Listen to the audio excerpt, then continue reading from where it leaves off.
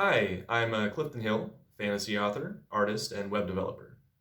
And on this episode 0, I want to tell you a little bit about myself and about what you can expect from the podcast. So, I'm indie published, an indie author. And what is an indie author?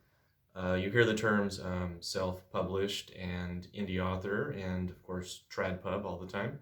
I guess depending on who you are as a listener, if you are just a reader or if you are a writer yourself, then you would have more to know on the subject. But an indie author is basically someone that's taking the self-published route, but they're taking it more seriously.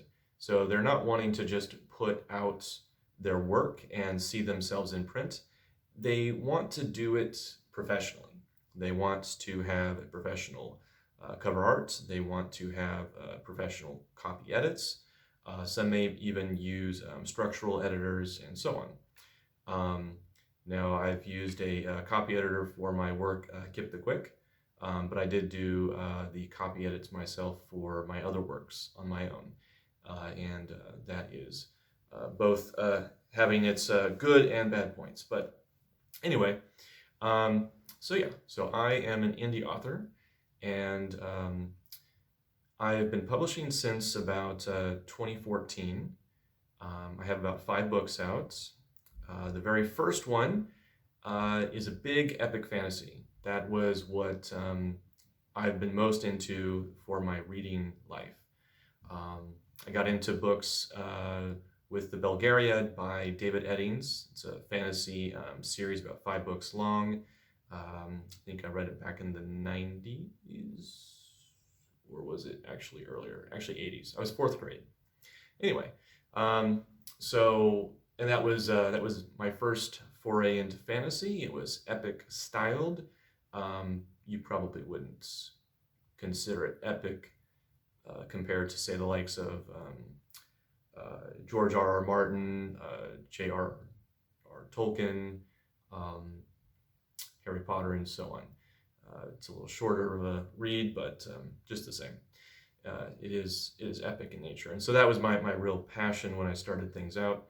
And I went big, and Veil of a Warrior is a story of Hestia Hammerblood as he discovers, well, himself, and helps fight against a dark evil force in the world that is growing in power. And so that is out there. That's my first one. And then I followed it by multiple other books, and the most recent, Kip the Quick, was 2016, and I'm working on the sequel right now. Can't believe it is almost 5 years later, but the book is almost done. I just need to get it to the copy editor and be comfortable with the fact that book 1 was 100, let's see, book 1's about 200 pages. Book 2 will be about 700 pages. So it's, but it's not bloated. It's just much more complex. And book 1 of Kip the Quick was much more simple in its story. So I'm a little concerned about how that'll work out, but either way. Look at Kip the Quick 1 as kind of your quick intro to the story to get you hooked. And then book 2 is where all the fun really happens. Not to say book 1's not fun. It's fun. It's just fast. It's very short and fast. So I've been wanting to do these podcasts for quite a while. But life's been bumpy. We've had a lot of things in between, kind of the initial thoughts. A lot of moves, a lot of layoffs with my day job, and so on. So I wanted to kind of do these podcasts because I don't get enough chance to talk about the nerdly realm, sci-fi, fantasy, genre fiction, books, movies, TV. So here I am, and I want to stare at a camera and talk about it. So hopefully that's fun. Or delusional. Maybe both. And so what will we do with the podcast? Well, we're going to we're going to tackle genre fiction, writing tips, and moral quandaries in a nutshell. With genre fiction, I want to look at reviewing, books that I've read, analyzing them, seeing what works and what doesn't.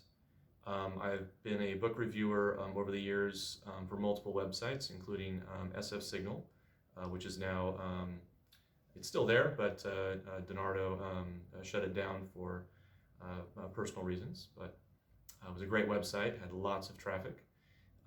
Then there was the Grasping for the Wind, did a review or two for them, and also SFF World, SFF World. Okay, it's 2 Fs for science fiction and fantasy world, and that's still going strong. Let's see. Now, writing tips. I want to, break down what works for me, what I hear other people talking about, and kind of analyze, the writer's journey as we learn things on our way to becoming perfect.